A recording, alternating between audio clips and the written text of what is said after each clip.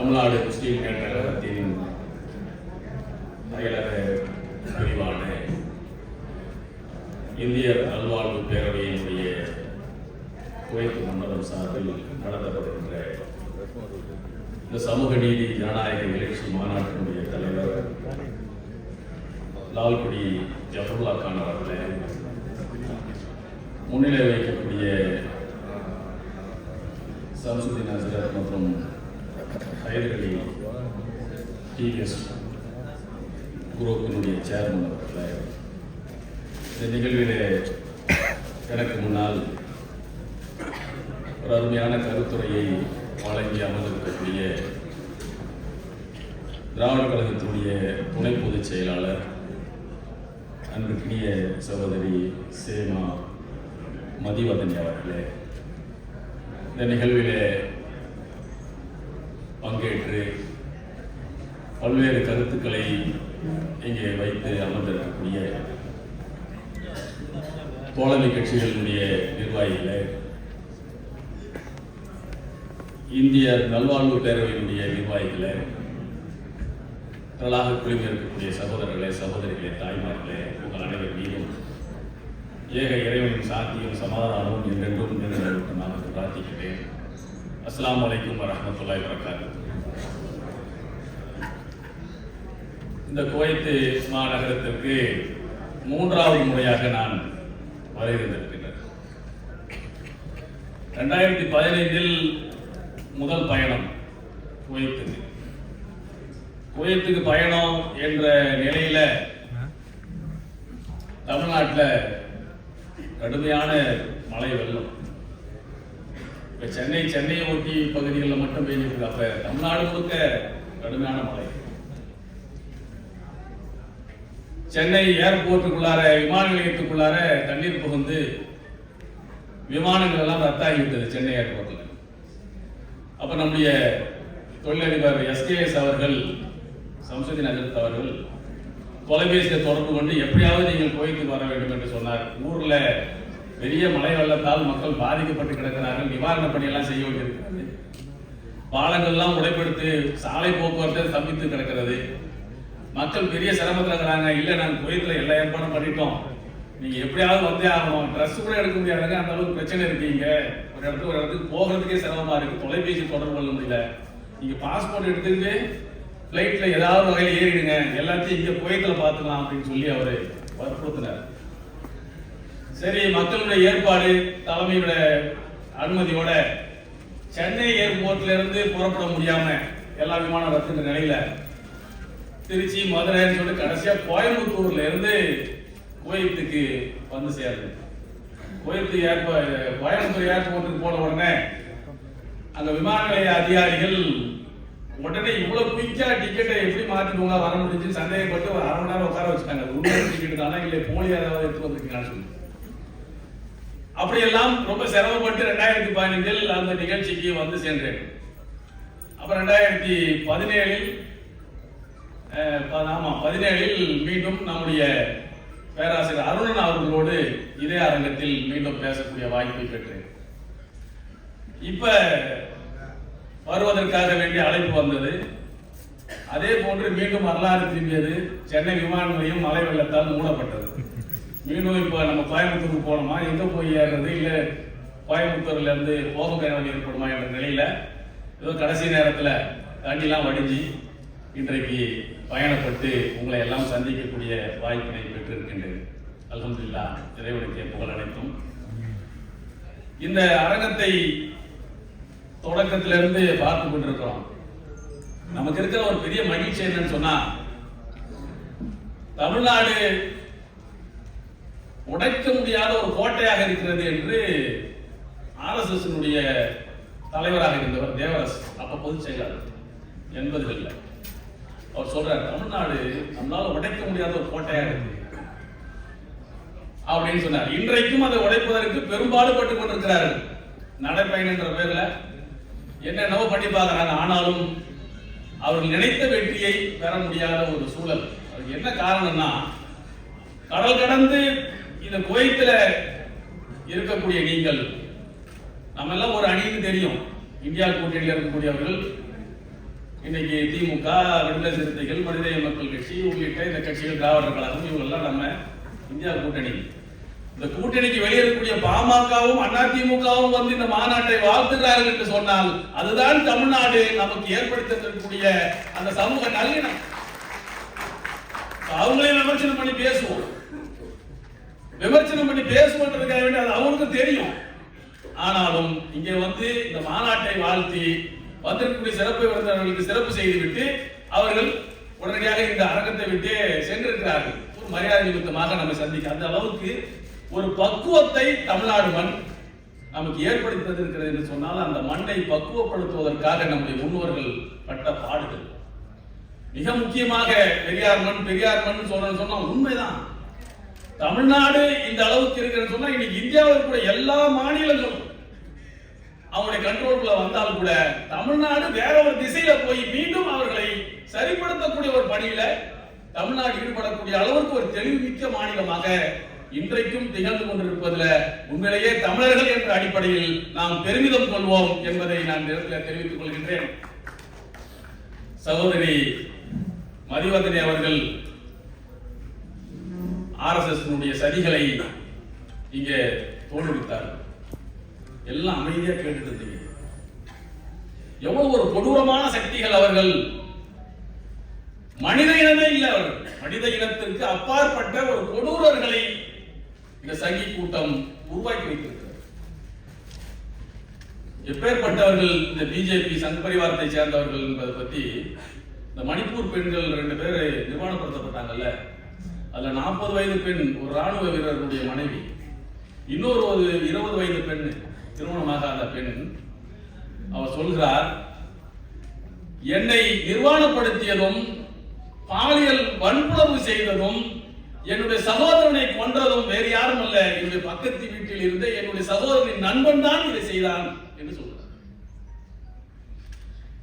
அவன் எந்த மாதிரியான ஒரு வெறி உணர்வு அவனுக்கு ஊட்டப்பட்டிருந்தால், பக்கத்து வீட்டில் நண்பனாக இருந்த ஒருவனே ஒரு வெறியனாக மாறி அவனுடைய சகோதரியை நாசப்படுத்தி நிர்வாணப்படுத்தி அவனையும் கொல்லக்கூடிய அளவுக்கு ஒரு வெறி அவனுடைய உள்ளத்தில் தூண்டப்படுகிறது என்று சொன்னால் எதை போன்ற அமைப்பு அது என்பதை புரிந்து கொள்வதற்கு சமீபத்திய உதாரணம் இது. மணிப்பூர் உதாரணம் சமீபத்தியது. ஆனால் இந்த இஸ்லாமிய சமூகம் இந்த கொடூரங்களை இந்த 75 ஆண்டுகளில் தொடர்ந்து அனுபவித்தது.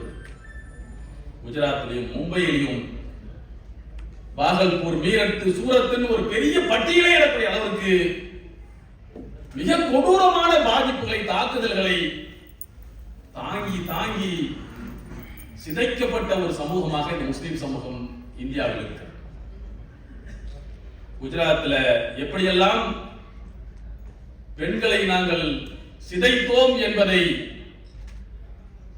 அன்றைக்கு இணையதளத்தில் ரெக்கார்ட் பண்ணி, அதாவது ரகசிய கேமராக்கள் மூலமாக ரெக்கார்ட் பண்ணி அந்த பதிவுகள் வெளிவந்துச்சு. ஆனால் எந்த நடவடிக்கை எடுக்கப்படல. பாபு பஜ்ரங்கி என்பதும் ஒரு பெண் அமைச்சரே தலைமையேற்று பெண்களையும் குழந்தைகளையும் போன்ற கொடூரங்கள் எல்லாம் வெளிவந்தது.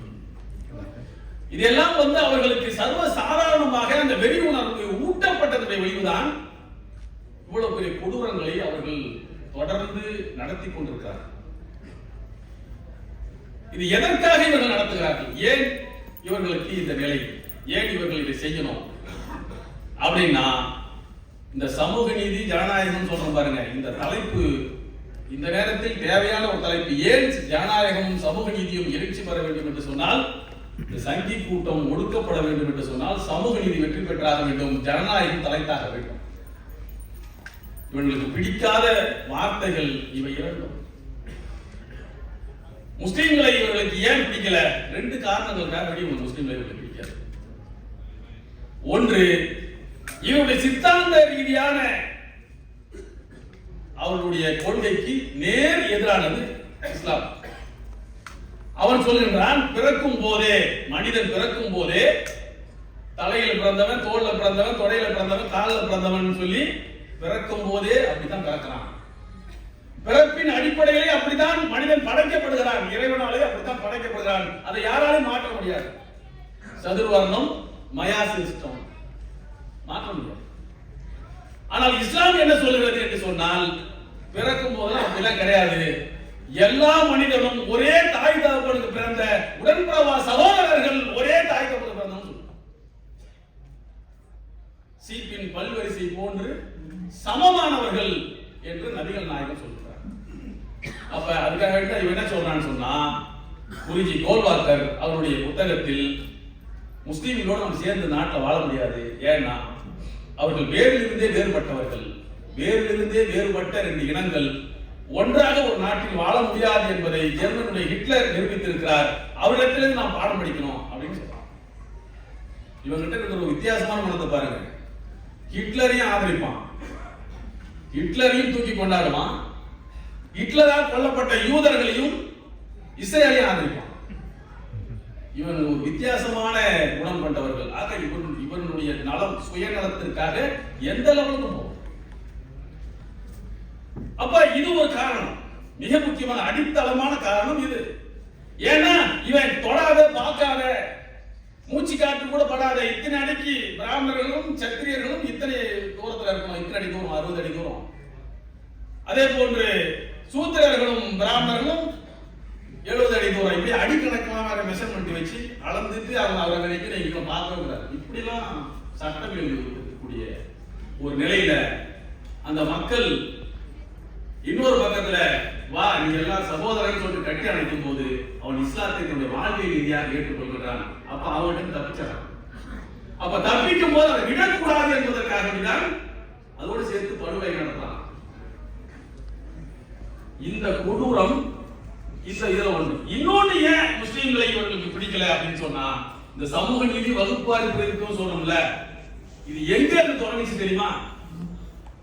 பெரியார் சொல்கின்றார், பிப்ரவரி மாசம் 1ஆம் தேதி 1947. ஏன்னா பெரியார் பத்தி பேசும்போது நம்முடைய மதிவதனையை வச்சுட்டு பேசுறோம், ஆதாரத்தோட பேசுறோம், எல்லாம் சொல்லக்கூடாது. அப்ப பிப்ரவரி மாசம் 1ஆம் தேதி 1947 குடியரசு பத்திரிகையில் எழுதிய தலையங்கத்தில் ஒரு செய்தி சொல்கிறார். ஆம்பூரில் நடந்த பகுத்தறிவாளர்கள் மாநாடு, அந்த மாநாட்டில் பெரியார் பேச இருக்கின்றார். இந்த முஸ்லீம்களுக்கும் திராவிட இயக்கத்துக்கும் என்ன தொடர்பு? இதெல்லாம் அந்த காலத்திலிருந்து தொடர்ந்து அம்பேத்கரோட தொடர்பு, பெரியாரோட தொடர்பு. சகோதரி மதிவதனை சொன்னது போன்று மனிதநேயம் தான், வேற ஒன்றும் இல்லை.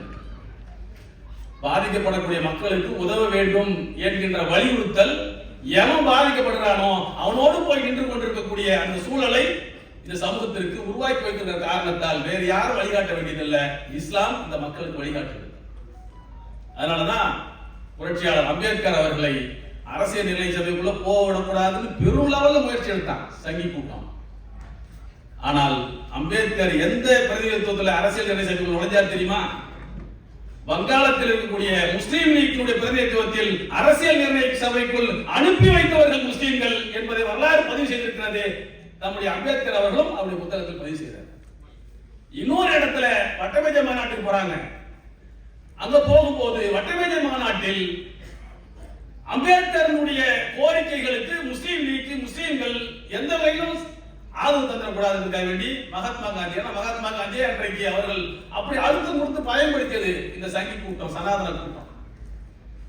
குர்ஆன் எடுத்துட்டு போறார் யாரு? மகாத்மா காந்தி. தங்கி இருந்த ரூமுக்கு, ஜின்னாவுடைய ரூமுக்கு போறார்.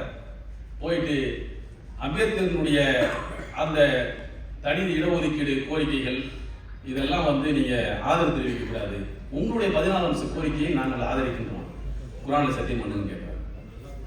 அப்ப ஆகா கானும் ஜின்னாவும் சொன்ன பதில் என்னவென்று சொன்னால், நீங்க என்ன ஆதரிச்சாலும் சரி ஆதரிக்கலாலும் சரி, நாங்கள் அம்பேத்கரை ஆதரித்தே தீர்வோம் என்று சொன்ன வரலாறு பதிவு செய்யப்பட்டிருக்கிறது. அப்ப அந்த உறவு என்பது அங்கிருந்தே தொடங்கி வருது. அப்ப ஆம்பூர்ல கலிஃபுல்லான்னு சொல்லி முஸ்லீம் லீக் ஒரு பிரமுகர், அவர் சொல்றாரு, 1300 வருஷத்துக்கு முன்னால இஸ்லாத்தினுடைய கொள்கைகள் தான், நபிகள் நாயகத்தினுடைய கொள்கைகள் தான் பெரியாருடைய பகுத்தறிவு கொள்கைகள். அங்கிருந்து தான் பெரியார் இந்த பகுத்தறிவு கொள்கைகளை பேசுகிறார். பெரியாருடைய பகுத்தறிவு கொள்கைக்கு வழிகாட்டியது இஸ்லாம் தான் 1300 வருஷத்துக்கு முன்னால சொல்லி கலிஃபுல்லா சொல்றார்.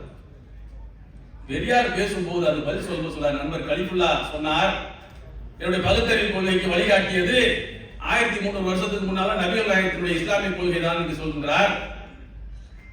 ஏன் ஜஸ்டிஸ் கட்சிக்கு வகுப்புவாரி பிரதிநிதித்துவத்தை வழிகாட்டியதும் முஸ்லிம்களும் முஸ்லிம் லீக்கும் தான் என்று நான் சொல்லுவேன். அதை ஞாபகப்படுத்தி கொடுத்து சமூக நீதியை வகுப்புவாரி பிரதிநிதித்துவத்தை ஞாபகப்படுத்தி கொடுத்ததற்காக வேண்டி அந்த முஸ்லிம்களோடு நட்புணர்வோடு வாழுங்கள் என்று ஜஸ்டிஸ் பார்ட்டியிலும் சுயமரியாதை இயக்கத்திலும் கேட்டுக்கொள்வேன் என்று பெரியார் தலைவர்கள் எழுதியது இன்றைக்கும் பதிவில் இருக்கிறது. எங்க தொடங்குது? 1909 சொல்லி காட்டார். 1909 விண்டோ மார்லி சீர்திருத்த சட்டத்தின் வாயிலாக முஸ்லிம்களுக்கான அரசியல் பிரதிநிதித்துவத்தை பெற்று இரட்டை வாக்குரிமை அம்பேத்கர் கேட்டாரு. அந்த இரட்டை வாக்குரிமையை முஸ்லிம்கள் தான் இந்திய மண்ணில் ஆங்கிலேயரிடம் வாங்கினார்கள். முதல் அதை சொல்றார். ஆங்கிலேயரிடம் வாங்கி காங்கிரஸ்காரர்களையும் ஒப்புக்கொள்ள வைத்தவர்கள் முஸ்லிம்கள் என்ற காரணத்தால் அதை ஞாபகப்படுத்தி கொடுத்தார் நமக்கு. அதன் பிறகு நீதி கட்சி அதை நடைமுறைப்படுத்தது. அதன் பிறகு அம்பேத்கர் அவர்கள் அந்த சமூக நீதியை வென்றெடுக்கின்றார். இந்த வரலாறுக்கெல்லாம் அடித்தளமாக இருந்தது முஸ்லிம்கள் பெற்ற அந்த சமூக நீதி வகுப்புவாரி பிரதிநிதித்துவம் தான் என்பதை பெரியார் சொல்கிறார் என்று சொன்னால், அப்ப இவங்களுக்கு எங்க வெறுப்பு வருது? இப்படிலாம் நம்ம ஒடுக்கி நசுக்கி இவங்களை கீழே வச்சு நம்ம மேலே உட்கார்ந்துட்டு பார்க்கணும்னு பார்த்தா இப்படி வெளியே வந்துட்டானே, இதுக்கு காரணம் முஸ்லீம் தானே, அப்ப இவர்களை விட்டு வைக்க கூடாது என்ற அந்த வெறித்தனம் தான் இவ்வளவு பெரிய அட்டூழியங்களுக்கும் கொடூரங்களுக்கும் மிக மிக முக்கியமான காரணமாக இருக்கு. இப்போ நம்புறான். இந்த சங்கிகளை பொறுத்த வரைக்கும் நம்ம போவோம் ஒருத்தர்கிட்ட கட்சியில சேரதை பத்தியோ அல்லது நம்முடைய ஆதரவாளராக அவரை மாற்றணுன்றதுக்காக வேண்டி ஒருத்தர் போய் அணுகுவோம். அவர் முடியாது அல்லது முகத்தில் அடிச்ச மாதிரி பேசிட்டாருன்னா அனுப்பிட்டு வந்துருவோம். ஆனா ஆர்எஸ்எஸ் காரன் உன்கிட்ட பேசுவான், நீ அதுக்கு சரிப்பட்டு வரலன்னு சொன்ன உன் பிள்ளைகிட்ட பேசுவான், உன் பிள்ளை சரிப்பட்டு வரலன்னா உன் பேரனையாவது எடுத்து அவருடைய கொள்கையை வெற்றி பெற செய்வதற்காக வேண்டிய முயற்சி செய்யக்கூடிய அளவிற்கு அவனுக்கு பொறுமை இருக்கு. இன்றைக்கு பல பேருடைய பெரியார் வாரிசுகளாக இருந்தவர்கள் ஆர்எஸ்எஸ் வாரிசுகளாக மாறிய வரலாறு இருக்கிறது. காஞ்சிபுரத்துல ஆர்எஸ்எஸ் கேம்ப் நடக்குது. அந்த கேம்ப் நடந்த ஸ்கூலுக்கு பேர் என்ன தெரியுமா? பாரதிதாசன் மெட்ரிகுலேஷன் பள்ளி. பாரதிதாசன் மெட்ரிகுலேஷன் பள்ளியில எப்ப ஆர்எஸ்எஸ் கேம்ப் பார்த்தா அவர் திமுக நகர செயலாளர் இருந்தார். அவருடைய பிள்ளை இன்னைக்கு ஆர்எஸ்எஸ்ல இருக்காங்க. அங்க விடுதலை சிறுத்தைகளும் மனித மக்கள் கட்சியும் அந்த ஆர்எஸ்எஸ் காரங்களை எதிர்த்து சண்டை போட்டு பெரிய பிரச்சனை ஆச்சு காஞ்சிபுரத்தில். அது கிட்டத்தட்ட ஒரு 8-10 வருடங்களுக்கு முன்னால் நடந்த ஒரு சம்பவம். அப்ப இப்படி எல்லாம் அவர்கள் ஊடுருவி கொண்டிருக்கிறார்கள். நம்பிக்கையோடு இருக்கான். இந்த நாட்டை மீண்டும் ஒரு வர்ணாசிரம கட்டமைப்பு கொண்ட ஒரு தேசமாக முழுமையாக மாற்ற முடியும், மீண்டும் அந்த தீண்டத்தகாத என்ற நிலையை மனிதர்களை கொண்டு வந்து நிறுத்திட முடியும், கல்வி அறிவற்றவர்களாக இவர்களை மாற்றிட முடியும் நம்புறான். புதிய கல்விக் கொள்கையை கொண்டு வரான். புதிய கல்விக் கொள்கை சொல்றது என்ன?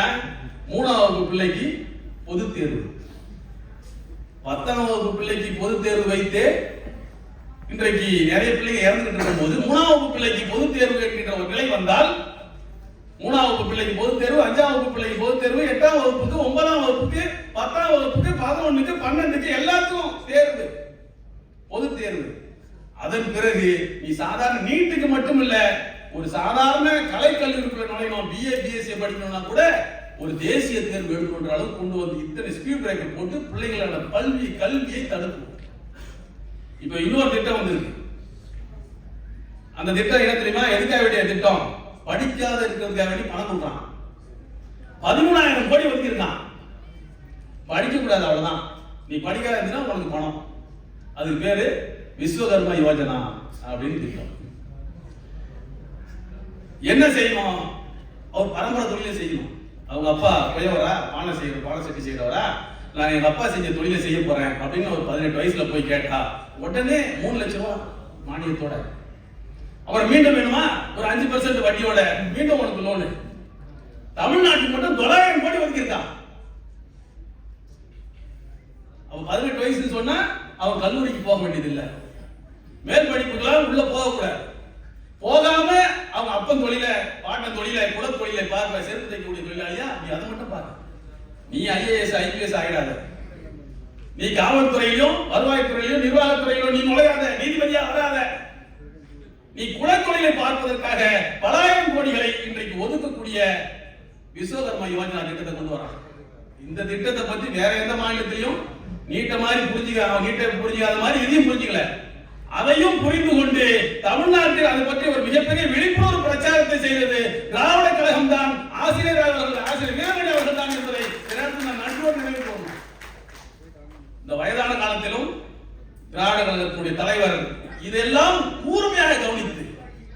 அடிக்கடி சொல்லுவோம்ல, இதெல்லாம் பெரிய ஈரோட்டு கண்ணாடியை போட்டு பார்த்தா தான் தெரியும், வேற கண்ணாடி போட்டு பார்த்தா தெரியாதுன்னு சொல்லுவோம். அது மாதிரி இவர்கள் நுணுக்கமா ஆய்வு செய்தவர் பெரியார் தான்.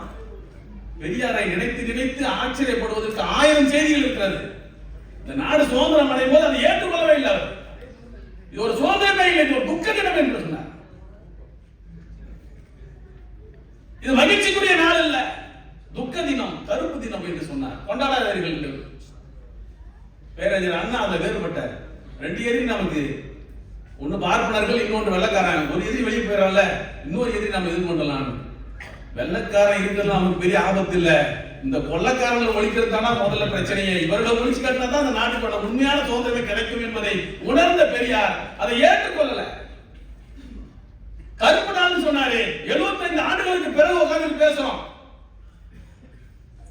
பட்டினி கிடப்பவர்களுடைய பட்டியல் நாடு இல்ல, பட்டியல்ல ஆப்கானிஸ்தான் இத்தனை வல்லரசுகளை எடுத்து போர்க்களத்தே நின்ற ஆப்கானிஸ்தான் பாகிஸ்தானை விட அடுத்த நிலையில இருக்கு இந்தியா. அவ்வளவு பேர் பட்டினி கிடக்கிறான், பட்டினியோடு படுக்க போகிறான். அப்ப என்ன சுதந்திரம்? சுதந்திரத்தினுடைய பலன்கள் எல்லா மக்களுக்கும் ஏன் சென்றடையவில்லை?